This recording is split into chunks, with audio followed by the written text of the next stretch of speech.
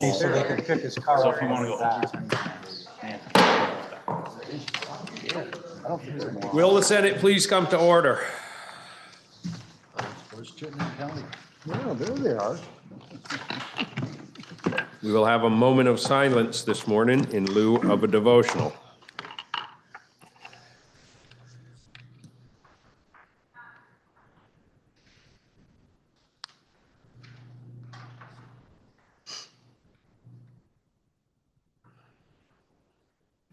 Thank you.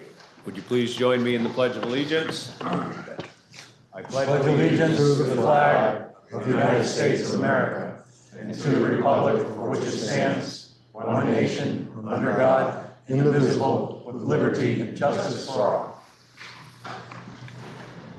Are there any announcements?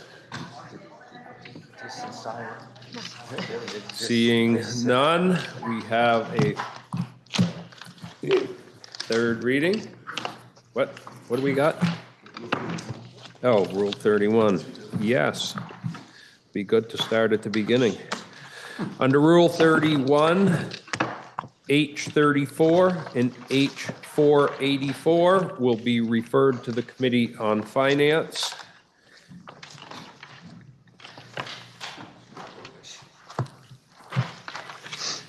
We now have JRS 26, a joint resolution relating to weekend adjournment on May 16th of 2025. Please listen to the reading of the resolution. Resolved by the Senate and House of Representatives that when the two houses adjourn on Friday, May 16, 2025, it be to meet again no later than Tuesday, May 20, 2025. The question is, shall the Senate adopt the resolution on its part? Are you ready for the question? If so, all in favor say aye. Aye. All opposed, nay. The ayes have it, and we have adopted the resolution. We now have House bills for reference. H230, an act relating to management of fish and wildlife. Let's see. That is first reading of the bill. H230, an act relating to the management of fish and wildlife. And that will be referred to the Rules Committee. H248, an act relating to supplemental child care grants for the Child Care Financial Assistance Program. Please listen to the first reading. H248, an act relating to supplemental child care grants in the Child Care Financial Assistance Program. Now you've heard the first reading of the bill, and it'll be referred to the Committee on Rules. Orders of the day. Senator from Chittenden. Excuse me, Mr. President. I would move that at this time we suspend our rules in order to take up H493, an act relating to making appropriations for the support of government, Committee of Conference report. The senator from Chittenden has moved that the Senate suspend its rules and take up H493. Are you ready for the question? If so, all in favor, say aye. Aye. All opposed, nay. The ayes have it. And we will take up the report of the Committee on Conference on H493.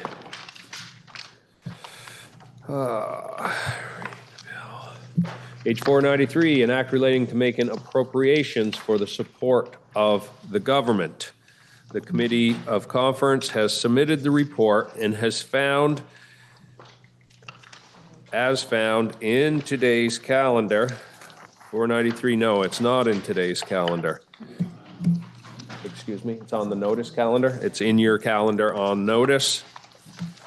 Thanks, Jerry. It's okay, they can find the page.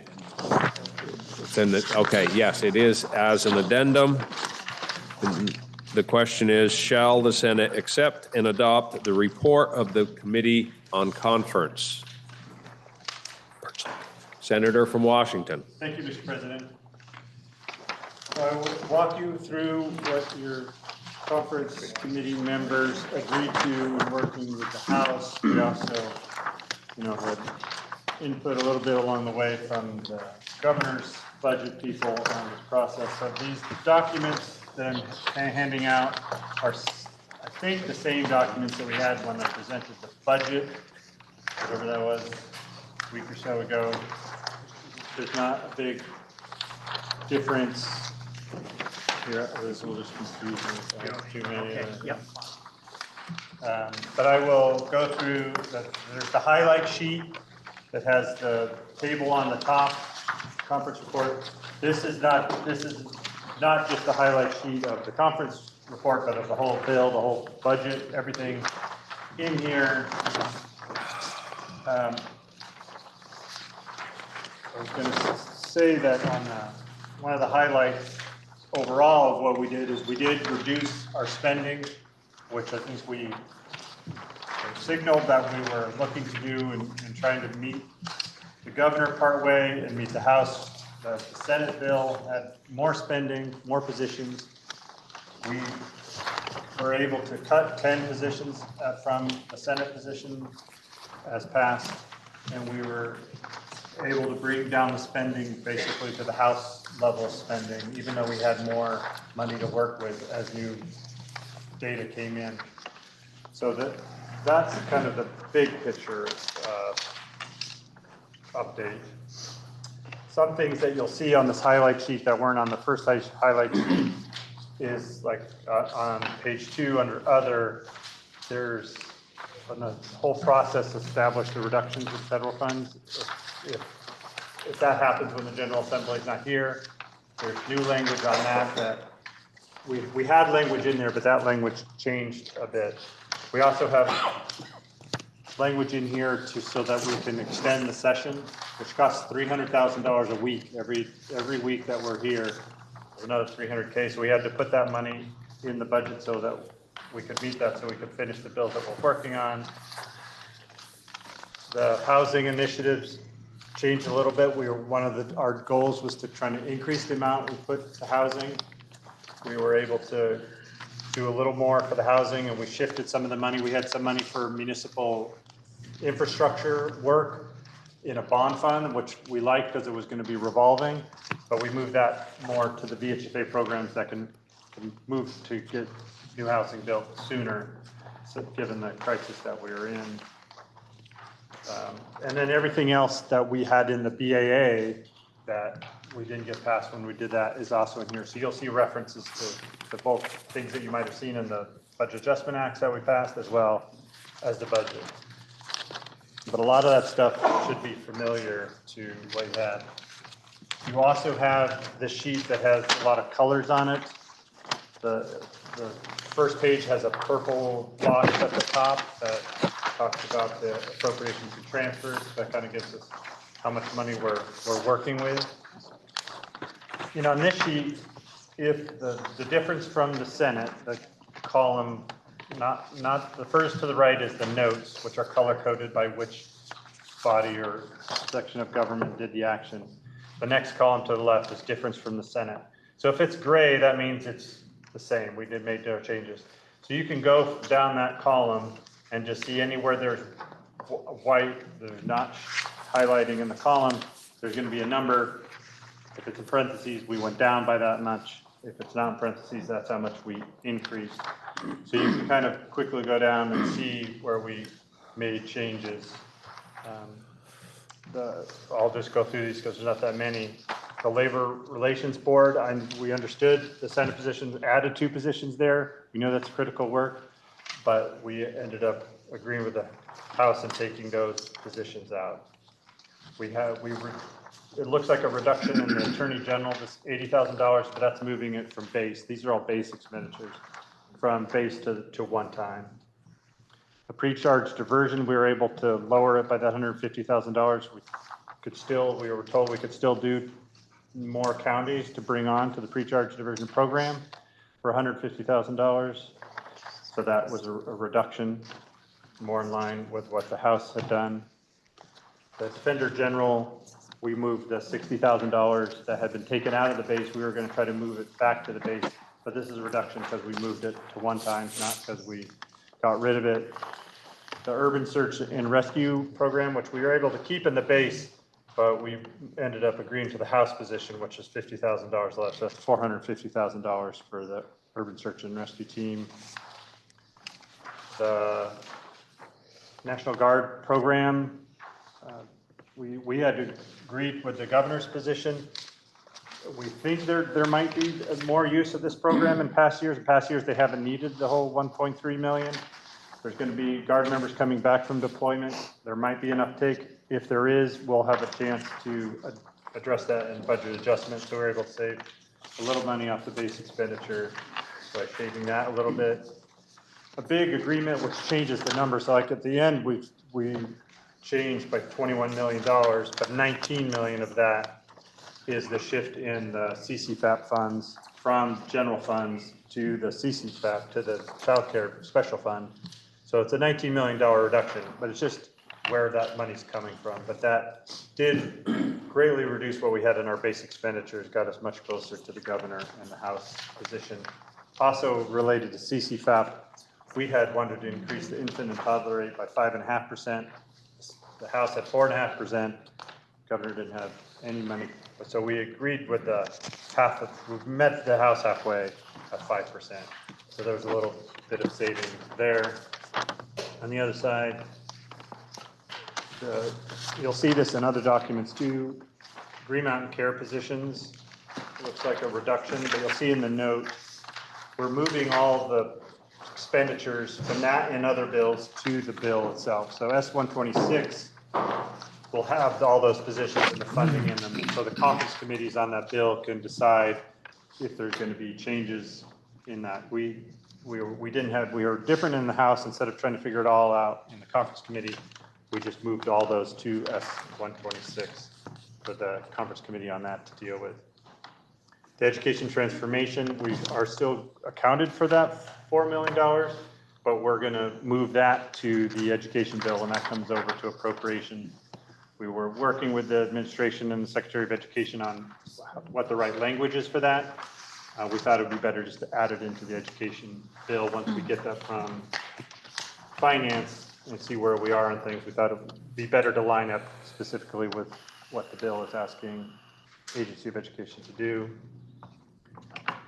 There was a small increase that we agreed to the Sustainable Jobs Fund, just when we got more information. The International Business Office, the governor had put in $350,000, which was the base office in Montreal plus extra work. And the House and the Senate position was just, let's just keep the Montreal office open. We didn't have the money to do the additional work, but the office will remain in there, which was a priority for a lot of folks.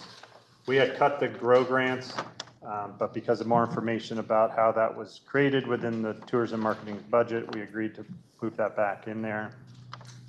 And so that you'll see that line 72 is the total change. We brought down spending by 21.6 million, but as I said, the big chunk of that is 19 million for how we changed where we moved the money from for the $19 million. We didn't take it out of the general fund, so that's a $19 million savings. And we had to change the budget stabilization reserves because of that change. So that basically shows what changes we made to the base. We had a little bit more money of direct application for the unclaimed property, $150,000 to work with. The other important thing on this sheet that I think a lot of senators will care about and want to know is the tax credits. So you'll see on the second page, line like 90 through 95 are all the different tax credits that are kind of in play. So that's an issue that the Finance Committee is going to address. The House passed a bill that had the $13.5 million, including the military pension tax exemption, which I know a lot of people are interested, as well as these other tax credits in there. The Senate, before we had 10 million, including the home care provider tax credit, which the House bill does not have in it. So we increased what we had from the Senate at 10 million to 13.5 to meet what the House is. That gives our Senate Finance and the conference committee that I assume might happen with that, the ability to go up to the 13.5 million in tax credits, however the finance committee decides to work that out. So that's the base expenditures. The other sheet that's just all white except for the kind of salmon headline is all the one-times. And you'll see there's not a difference column, so it's not as easy just to go down and see the differences. You have to look at the Senate column and look at the conference committee column and see where there are differences. A lot of these differences are just like moving it from base to one-time, or like the S-126 dollars. Those are out of the budget bill, but they're still in S-126. So are likely to still be funded, I'd say. There's some things that we added that were not in the Senate version. One was this Maple Mountain Residency Program, which is a program to support primary care doctors in their residency. So they need to do their residency. This pays them to stay in Vermont and work in rural hospitals and healthcare centers so they can do their internships, their intern medicine work here in Vermont, pay them while they're here, and then they're more likely to stay here. If they're here for 4 years doing their intern work, they're hopefully more likely to stay here and continue to provide primary care. So we still need to figure out if that's going to be matchable with Medicaid. If it can, then we're definitely going to do it. If not, we'd have to find more money in budget adjustment or some other way of doing it. What else do I want to tell you about? You'll just see in here some of these things like serve, earn, and learn, and some other things we had to meet the House halfway, so we could cut some of the spending. Some of these things you would recognize from the capital bill that were in the cash fund, like the fire apparatus, and some other things in here look like they're new, but they were in we had put them in the cash fund in the capital bill. So the fire apparatus for Department of Forest and Parks is an example of that.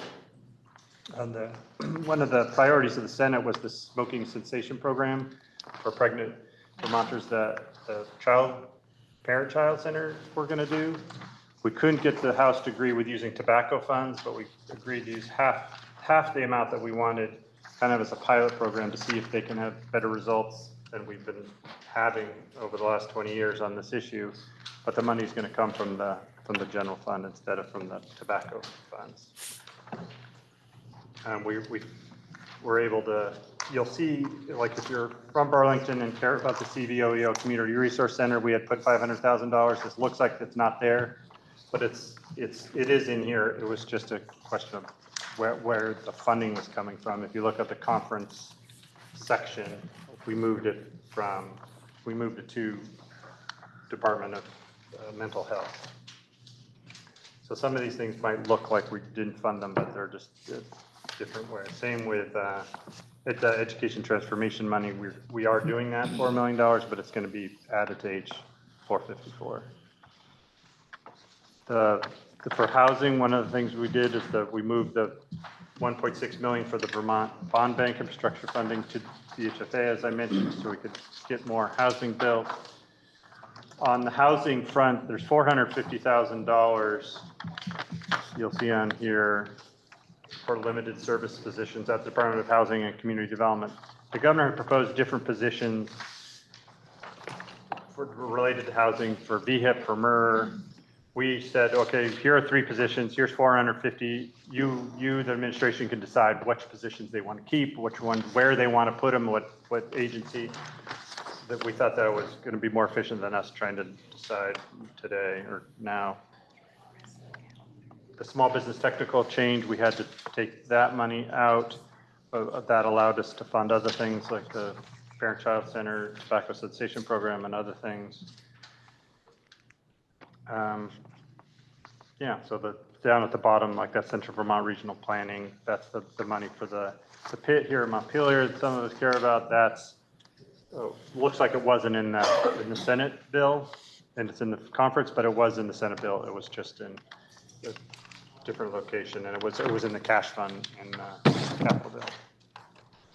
The other things I wanted to mention, we spent a lot of time on positions in the conference committee because there's really concern that we had created too many positions, and that was going to create too much of an kind of sustainable pressure on the budget going forward. So the Senate bill as passed had 38 positions, and we got down to 28 positions total in the conference report. So we're able to eliminate 10 positions, but that did require us to do things like get rid of those 2 positions in the Labor Relations Board, which I know some people was a priority for. Also wanted to update folks, senators, on the general fund reserves. So the last year, we ended fiscal year 25 with $327 million in reserves. And we're going to be ending this fiscal year with $328 million. That's the stabilization reserve at $118 million. The balance reserve, which some people call the rainy day fund, at $98 million. The human service caseload reserve, which we have to use if there's federal cuts in Medicaid, that's $91 million. And then we have a reserve, specific reserve for $20 million. That gets us to the 328. But in addition, to prepare for the potential of a lot of federal cuts, we have kind of a contingency list. If money comes in at the end of the year, right now we are running above the consensus forecast for revenue for the state. We think it could be $100 million over what we projected for the state. So in normal years, the appropriations committees might have this contingency list, all these things we wanted to fund that we couldn't fit in the budget that we're like, okay, when that money comes in, we're going to fund all these things that we wanted to fund. So we're not doing that except for one thing for Agency of Digital Services to kind of capitalize a deficit that they have. So the first $8 million would go to that. But then we would put money, $50 million for Secretary of Administration and the E-Board to be able to move money around, $30 million of additional money just to be backstop to the loss of federal funds. If we all have to come back, if there's something really serious. And then there's another $30 million that's just kind of general use. It could be for loss of federal funds, for housing, other emergencies that the Secretary of Administration that they could use for their budget, or they could use if there's other emergencies. So we have, in addition to the $328 million of just kind of established reserves, we have this other, $110 million, $118 million of reserves that we could use if there's a problem with federal funds. Because I know that was a concern with the budget. We're still moving the $77 million to the education fund plus the education reserves. But we do have pretty healthy reserves, even though we are facing kind of an uncertain future fiscally, given the situation in the federal government, not knowing what the economists are going to say about our next year's fiscal revenues. But given what we think is going to be at the end of the year, we're feeling pretty good about our reserves and our ability to maybe address property taxes again, but also have enough money to deal with downturns in federal funds. So those were the main things I wanted to address, Mr. President, so I will end with that. The question is, shall the Senate accept and adopt the report of the Committee of Conference? Senator from Madison. Thank you, Mr. President. May I inquire of the reporter of the bill? The reporter is interrogated. Thank you, Mr. President. Thank you for that report. I have 2 questions. One is that when the bill was reported last time on the floor, I had asked a question about the funding, the rate payment for our designated agencies. I believe as passed by the Senate, there was a provision that would have delayed the increase in rates to designated agencies as part of the sort of package to mitigate for federal issues, shall we say. I believe that's been taken out, but I just want to confirm, Mr. President. Yeah, thank you, Mr. President. That is accurate. We did have that in the Senate bill. We did take it out in the conference committee. There's more information about the potential of losing some federal matching funds if we did that. That was concerning because that would be a sizable amount of money. And given the information we got about possibly having $100 million in excess receipts this year, we felt a little bit about better that we'd have other abilities to deal with federal funds. So we did take that out. We had talked about maybe pushing off some of the one-times for a quarter. We also felt like we didn't have to do that and decide which ones had to wait 3 months. So I appreciate the question because that is something I was going to tell folks about that. We did take that out. So the 2% rate increase will go into effect July 1st. Great, that is good news. Thank you, Mr. President. My other question is, I've been searching as I'm sitting here for the list that you're referencing of contingency things that could come in or out based on the federal situation. I'm wondering where that list is. I haven't been able to find it directly. Yeah, you would find it in the language in the addendum. 58. Page 58, I think Page 58. a little birdie told me. A little JFO birdie, perhaps? Yeah, fiscal year closeout contingent transactions. Okay, So like B, then those 1, 2, 3, 4 were the ones that I had mentioned. great. Okay, thank you, Mr. President. Are you ready for the question? Senator from Chittenden.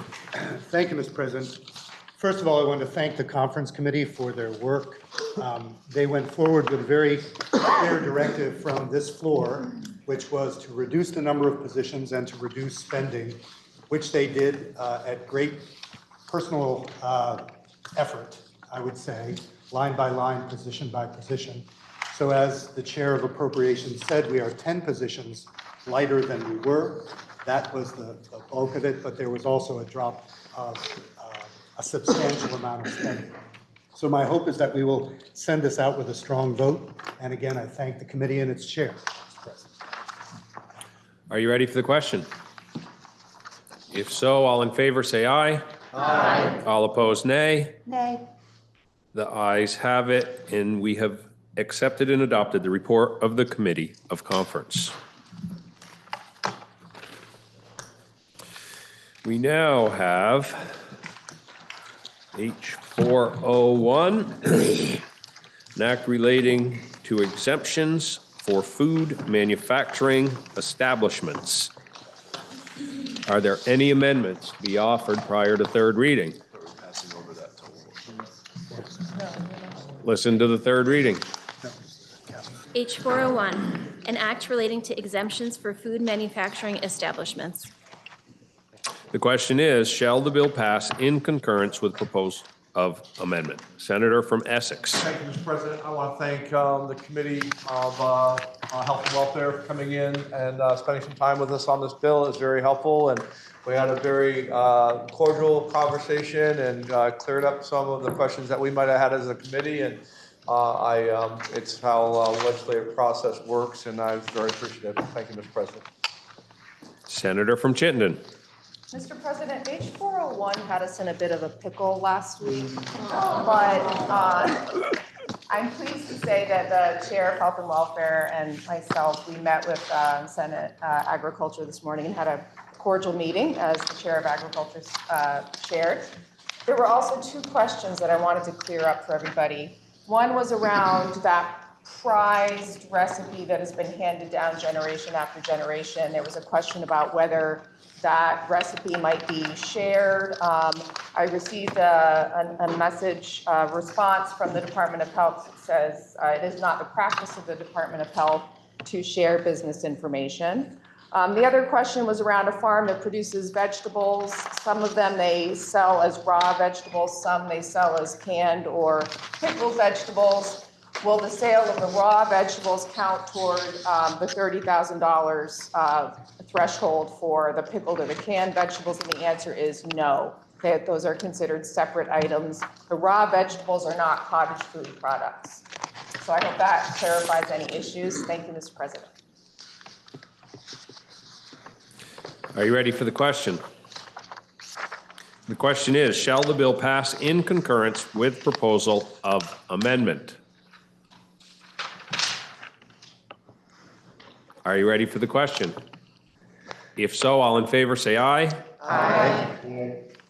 All opposed, nay. The ayes have it, and you have passed in concurrence with proposal of amendment H401.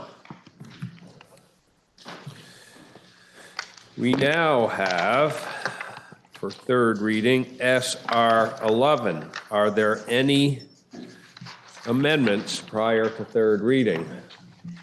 Listen to the third reading. SR 11, Senate resolution relating to supporting warm and cooperative relations on the part of both the United States and the state of Vermont with Canada, and urging President Trump to remove all tariffs that he has imposed against Canadian imports and to refrain from subsequently imposing any new tariffs against Canadian imports. The question is, shall the resolution be adopted? Are you ready for the question? If so, all in favor say aye. Aye. All opposed, nay. No. The ayes appear to have it. The ayes do have it. And we have adopted SR 11.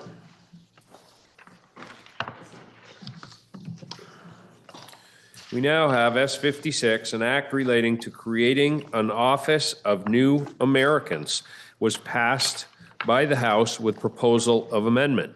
The question is, shall the Senate concur in the House proposal of amendment? Senator from Rutland. Thank you, Mr. President. As many will remember, the bill left this body probably about 5 or 6 weeks ago, and the House has been considering it.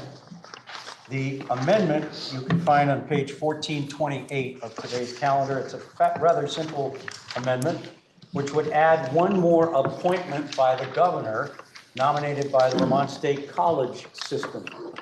It appears as subsection or subdivision F on the bottom of 1428. If I might, Mr. President, read from the testimony we received from the sponsor of the amendment. You may. The addition of the VSC member recognizes the long-standing involvement, especially of CCV, in educating new Americans over the past 40 years. In addition, this year, the Chancellor has created a project to help CCV increase support for multilingual learners to better meet the needs of the multilingual students, as well as the faculty, community partners, and others. So the committee, Government Operations, got together and on a vote of 5-0 have voted to concur with the House proposal of amendment. The question is, shall the Senate concur in the House proposal of amendment? Are you ready for the question? If so, all in favor say aye. Aye. All opposed, nay. The ayes have it, and the Senate has concurred in the House proposal of amendment on S 56. We're going to pass over H 494, which completes the orders of the day.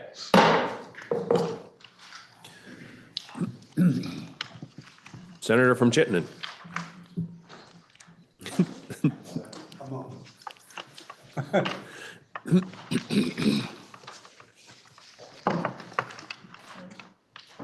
Thank you, Mr. President. At this time, I would move that the Senate's rules be suspended and that we message our actions on the Budget Conference Committee report to the House forthwith. The senator from Chittenden has moved that we suspend the rules and message our actions on H 493 forthwith. Are you ready for the question? If so, all in favor, say aye. Aye. All opposed, nay. Ayes have it. Motion carries. Are there any announcements? Senator from Chittenden. Thank you, Mr. President. Pending announcements, I would move that the Senate stand in adjournment until 1 p.m. Wednesday, May 14th. Are there any announcements? Senator from Washington. Thank you, Mr. President. My announcement is a point of personal privilege. I wanted to speak on a point of personal privilege after hearing the senator from Chittenden Southeast speak the other week about AmeriCorps program. To try to make this shorter, I cut out 3 pages of me going on about how great the AmeriCorps program is. I have a lot of personal connections to the program, but I wanted to talk more about the process of the Trump administration, how they're cutting programs. And I'm supportive of eliminating our national debt, and I'm okay with the president making budget cuts to programs. And in fact, I'd welcome them. I think it's a problem, our debt. And I wouldn't welcome a series of speeches on the Senate floor that were just a litany of political differences that we have with the president. But this is different. The actions of the Trump administration are not budget or policy proposals. The manner and the way the Trump administration is acting is causing waste, fraud, and abuse something that they are trying to address. Trump's actions should raise alarm that we are sliding away from democracy and the rule of law towards autocracy and kleptocracy. The example of the termination of the AmeriCorps program is now a pattern of targeted political cutting of programs that are likely illegal. Trump unilaterally ended AmeriCorps mid-year while volunteers were still in the midst of their service. Cutting a program mid-year that relies on volunteers and brings so many benefits is incomprehensibly cruel to the volunteers and the host organizations, many of which are local and state governments. It's incomprehensible until you realize that the cruelty is part of the purpose. The point I want to make is how these programs are being cut. I wouldn't be giving this speech if the Congress and the President cut the programs through the budgeting process. I think go through the legislative process, cut the programs, that's fine. We can disagree, but that's the way it works. But what Trump is doing is cutting programs without warning, causing maximum confusion, waste, inefficiencies, and pain targeted at those he sees as political enemies. Another example of this is Trump's termination of the LIHEAP program, the Low-Income Heating Assistance Program. For context, in Vermont, LIHEAP in fiscal year 25 serves 17,000 Vermonters. Vermont households distribute over $17 million in funds. The average benefit was just a little bit over $1,000, mainly to keep people warm through the winter. In early April, federal employees who oversee the federal LIHEAP program were locked out of their offices after arriving to work on a Monday. No notice that they had all been fired. Many states were alarmed at this news and warned the Trump administration that these terminations would undermine a crucial lifeline for low-income seniors and families. The program had already delivered the bulk of its funds, like Vermont got our funds for this year, but they still had $378 million to distribute. That money is being held back by the Trump administration. Without any staff in place, states started questioning how and if they would get the rest of the money promised, especially for the upcoming summer cooling programs. LIHEAP here is mainly a winter program to keep people warm in the winter, but in many other states across the country, it's really about air conditioning and keeping people's electricity on so that they can run air conditioning. So those states were wondering, as they're getting into the summer, if they would get the money, and other states like Vermont were wondering about next winter. Then, on May 2nd, Trump administration sent a letter to Congress, an initial proposal budget for fiscal year 26 that would completely eliminate funding for LIHEAP, which is fine. We could disagree on the budget proposal. But the problem is that budget proposal had been preceded by firing all the federal workers that operate the program, which just kind of makes the program moot. And the administration tried to take all the power, and the Congress basically allowing them to do this. And this reminds me of a quote that has been attributed to, we don't know exactly who first said it, but it's been attributed to different autocratic leaders and dictators, which is, "To my friends, anything. To my enemies, the law." This is the axiom that the Trump administration is following, whether it be pardoning those that attacked police officers on January 6th, the arresting of people based on their political speech, not providing due process or habeas corpus to those he sees as political enemies, or cutting specific programs that Trump sees as benefiting enemies like AmeriCorps and LIHEAP. To me, two of the reasons given for ending LIHEAP were the most concerning aspect of this. The White House budget document states that LIHEAP program is unnecessary because, quote, "states have policies preventing utility disconnection for low-income households, effectively making LIHEAP a pass-through benefiting utilities in the Northeast." In reality, only 17 states in the District of Columbia provide consumers with summer shutoff protections, and the cooling season is the concern now. It was over 100 degrees not only in Arizona last week, but also in the Dakotas. And in Vermont, only 5% of LIHEAP beneficiaries heat with electricity. Similar numbers in the rest of the Northeast that they mentioned. Utility disconnection laws may keep power on, but if you heat with oil, like 38% of Vermont participants in LIHEAP do, you're going to freeze if you can't buy heating oil. The budget also justifies the cuts, saying that LIHEAP specifically benefits consumers in, quote, "states like New York and California," unquote. The mentioning of the Northeast and these two other large blue, quote unquote, states tells me this budget choice is not about efficiency or saving tax dollars. This is about Trump sending a message that he can and will hurt low-income Americans in states Trump sees as political enemies.